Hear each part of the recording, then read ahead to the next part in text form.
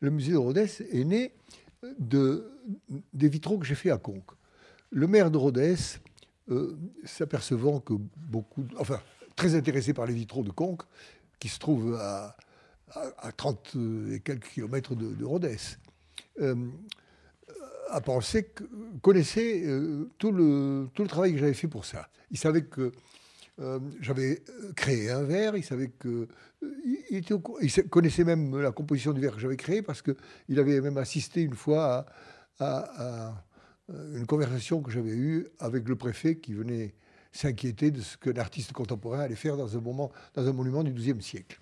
Alors il était au courant de beaucoup de choses. Il m'a dit, qu'est-ce que vous faites avec les cartons des vitraux?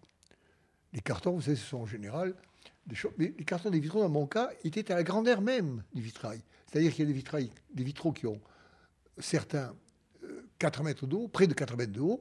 Les cartons ont 4 mètres de haut. C'est du bois mélaminé sur lequel j'ai dessiné avec quelque chose qui me paraissait ressembler à la forme d'un plomb, c'est-à-dire du ruban adhésif. J'ai dessiné les plombs avec du ruban adhésif, mais sur la dimension de 4 mètres. Alors, connaissant ces choses-là, le maire de Rodez me dit, écoutez, qu'est-ce que vous faites avec les cartons? Je ne fais rien, c'est dans mon atelier, c'est des instruments de travail. Ça peut être montré, certes, mais ce n'est pas... Ah mais moi, je voudrais bien les montrer. Est-ce que vous pouvez me les... Parfaitement, je vous les offre. Ça n'a aucune valeur commerciale, ces choses-là. Alors, il était très content. Il m'a dit, puis écoutez, on va faire un lieu où on montrera les cartons et on expliquera aussi tout ce qu'est ce verre que vous avez inventé spécialement pour l'espace de l'abbatiale de Conques. Alors, je lui ai dit, oui, très bien.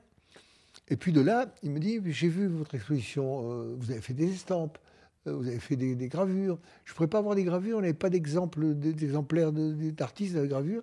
Je lui ai dit, si vous voulez, oui. Ah bien, on va faire un ensemble, les gravures, Il était malin. C'était très malin.